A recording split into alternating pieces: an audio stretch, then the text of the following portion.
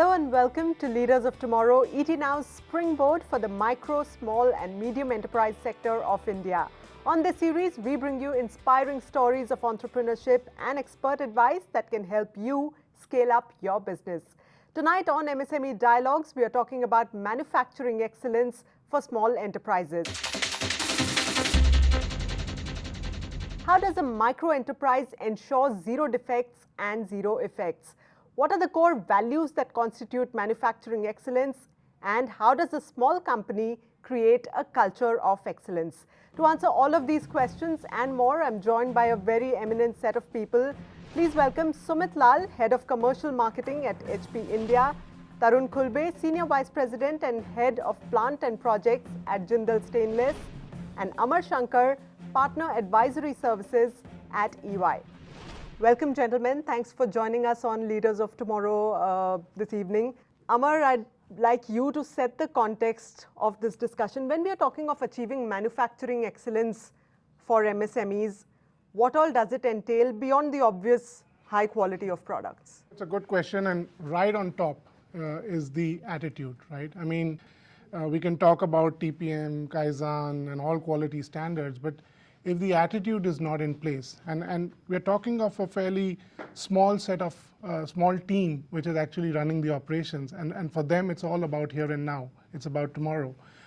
For them to have that right attitude becomes extremely important. And you know, several research actually prove that this attitude actually helps improve your productivity.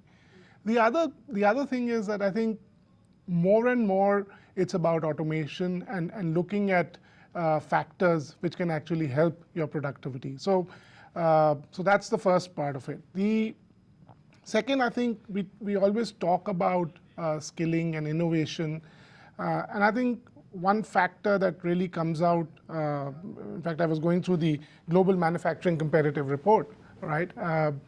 The amount of researchers, that the cliched example of comparison, you know, between Brazil, China and India, Brazil has about 1,100 researchers in a population of 1 million.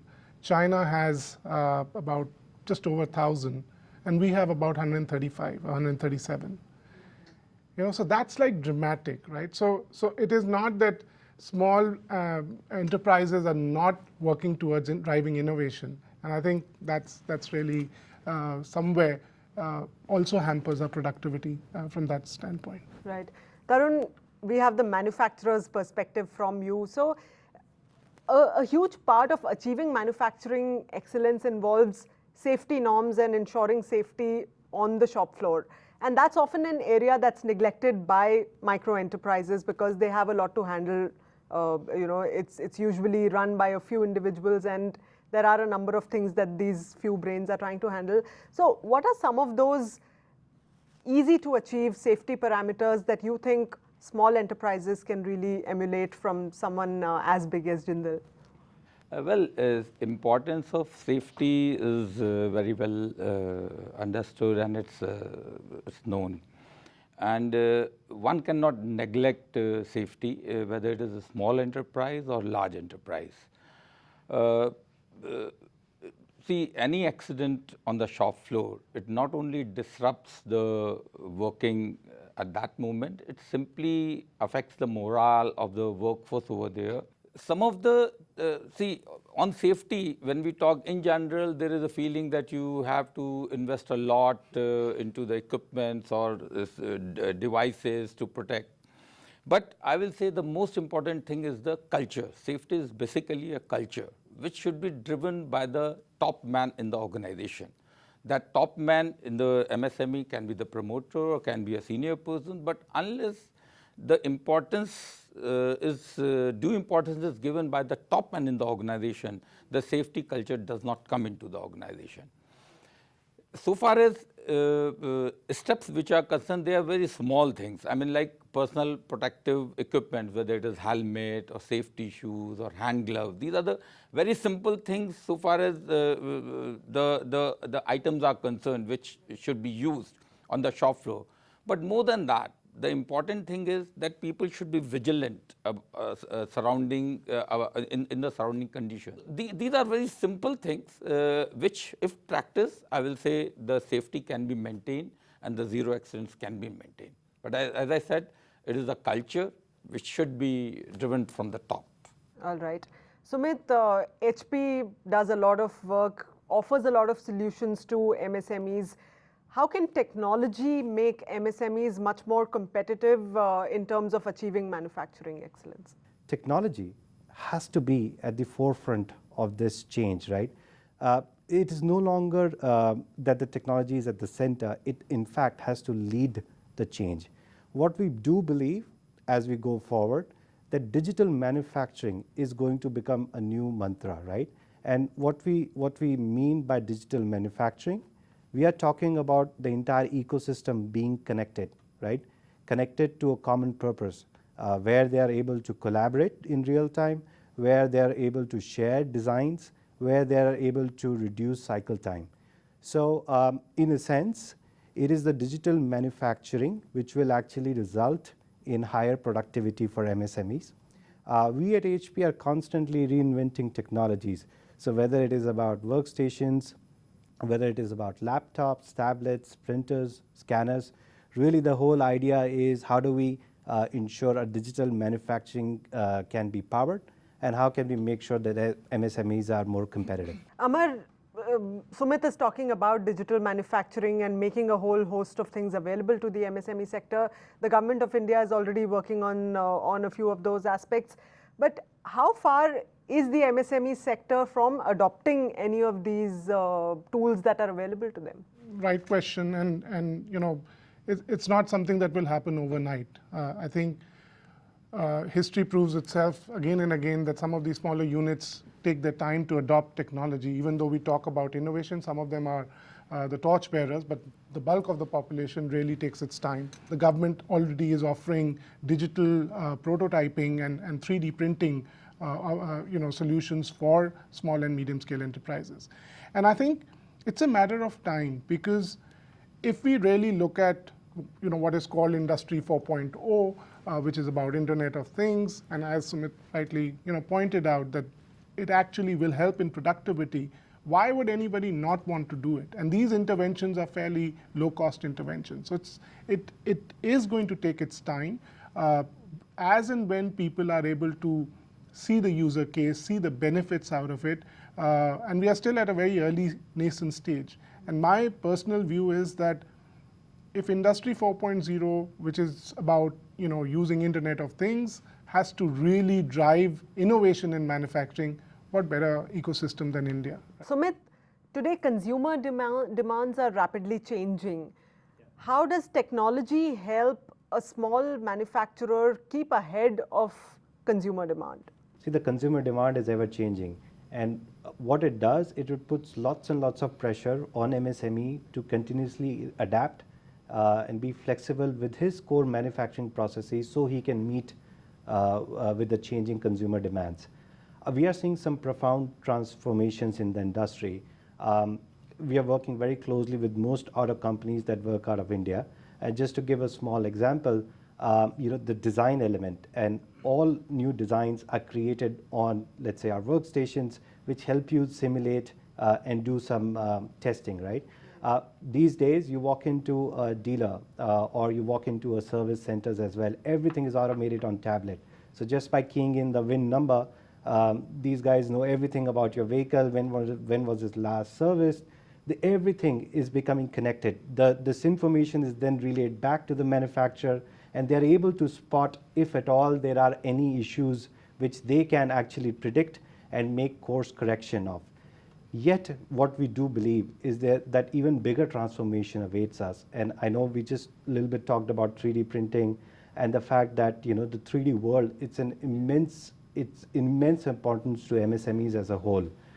What it does, it allows you the flexibility to take a physical object, take it to a digital world, change the specs, change whatever you want to change it, and then do some kind of rapid prototyping to ensure that you can meet the consumer demand, right? At the end, the idea is to reduce the sales time as much as we can, as far as we can. Wonderful. So on that note, I'm going to take a short break right here. When we return, we'll talk about creating a culture that promotes manufacturing excellence within a small company. Stay with us on Leaders of Tomorrow, MSME Dialogues, only on ET Now.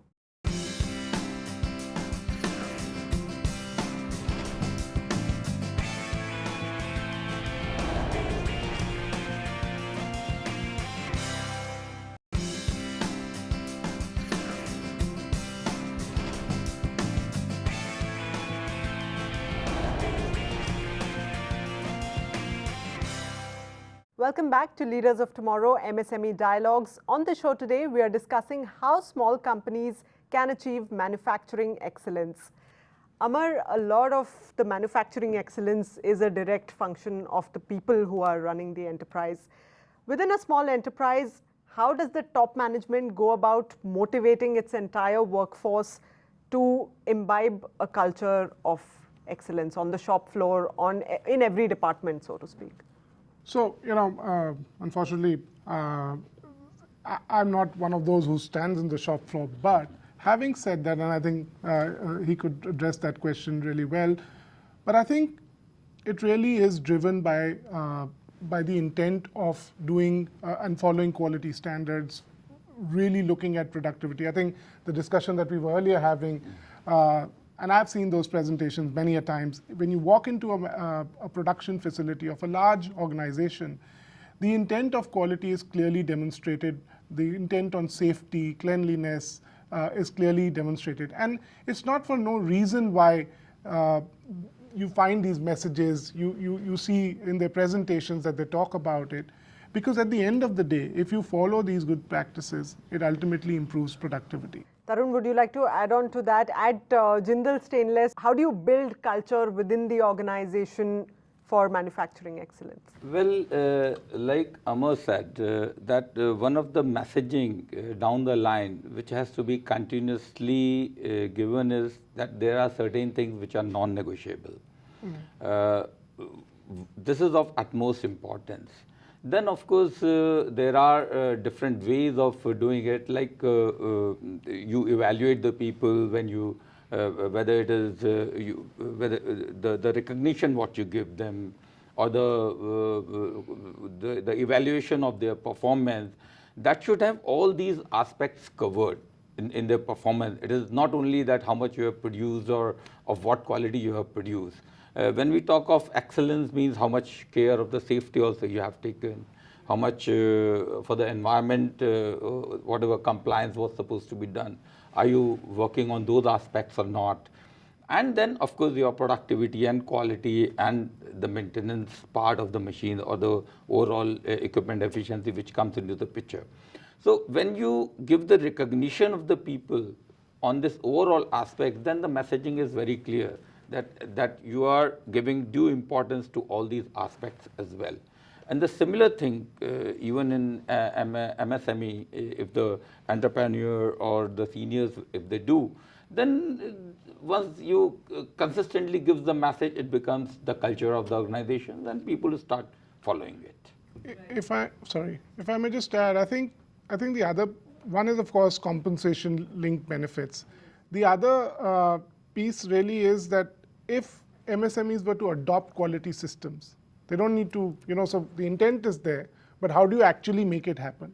Right. So following some of the existing systems around quality, it could be ISO, it could be anything, and you find a lot of small entrepreneurs wanting to do that.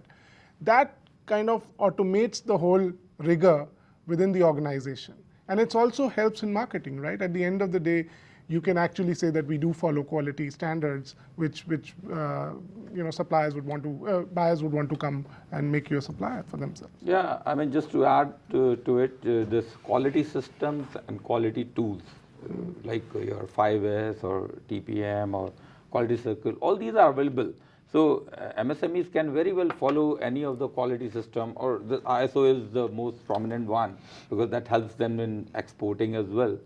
And this quality tooling, so this also in a way forces you to get into a system and work within a system. Right. And Sumit, what sort of technological solutions can drive quality and increase per head productivity on the shop floor for a small enterprise? See, we already talked about digital manufacturing as a whole, and I think a couple of points that were being discussed as a culture Now that's an extremely relevant point.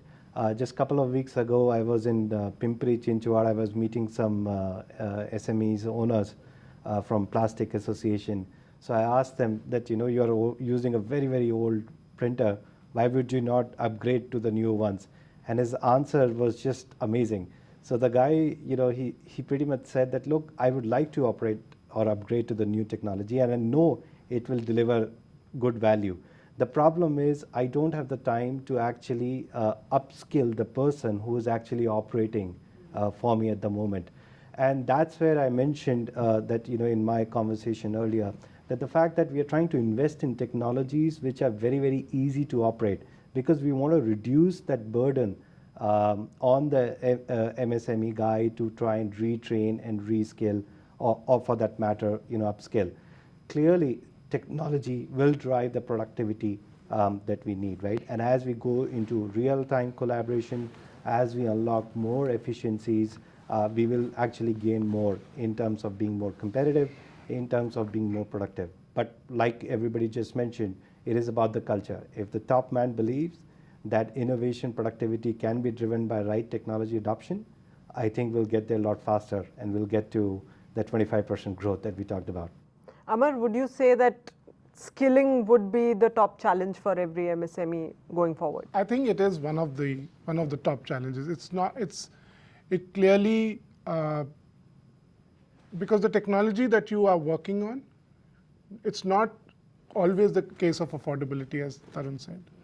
Because when you change technology, a whole bunch of things happen. First, to find an operator who can work on that technology is the biggest challenge. And I think even when you are supplying, if you are a tier 6 or tier 7 supplier to another intermediary to an OEM, then that entire production planning has to be in such a manner that everybody is skilled on a certain level. So, and what happens is, for an OEM, it's a very simple decision. If the supply chain is not being able to provide or work on a technology, it's a question of just a day that he moves to Taiwan, right? Whereas for these people, it will probably take months, if not years, to really completely adopt the new technology, skill people, get the stuff.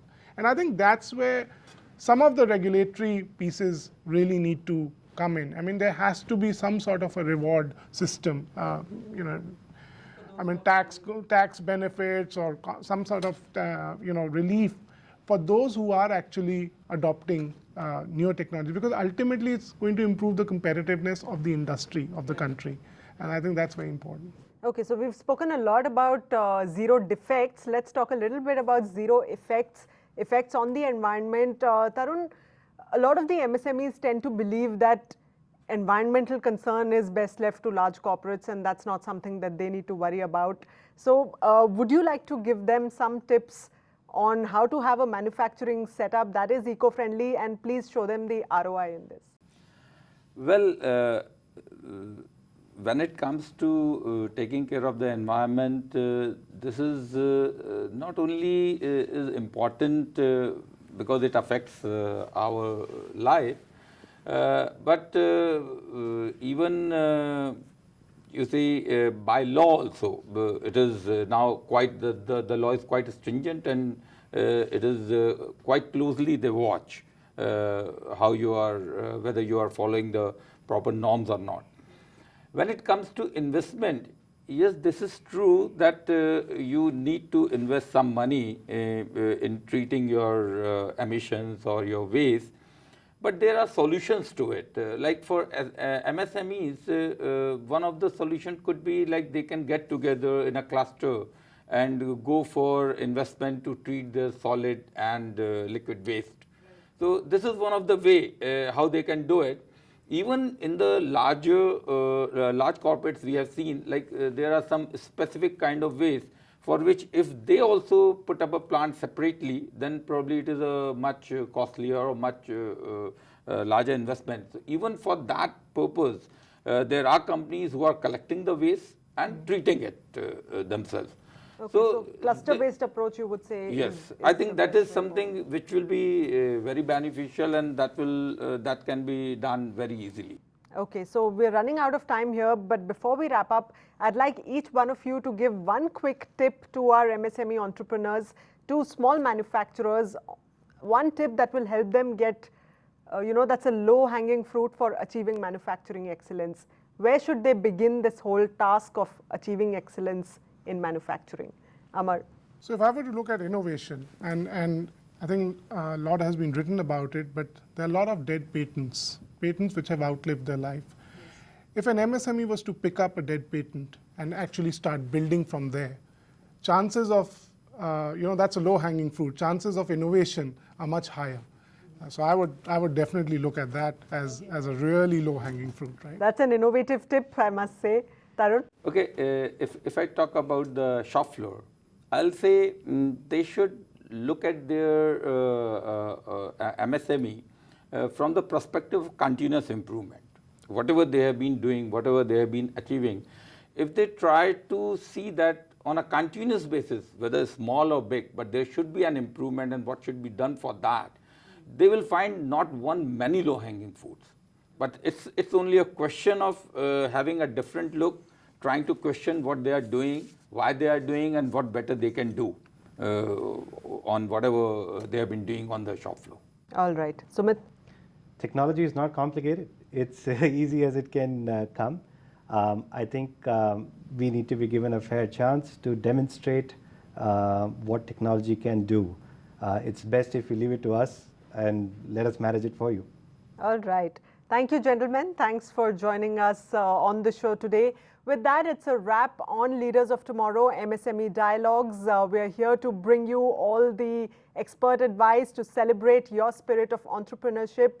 Feel free to reach out to us. You can write into us at leadersoftomorrow@timesgroup.com or reach us using social media. Just remember to put in the hashtag LOT or just call us on the number flashing on your screen. Thanks for joining us. Goodbye.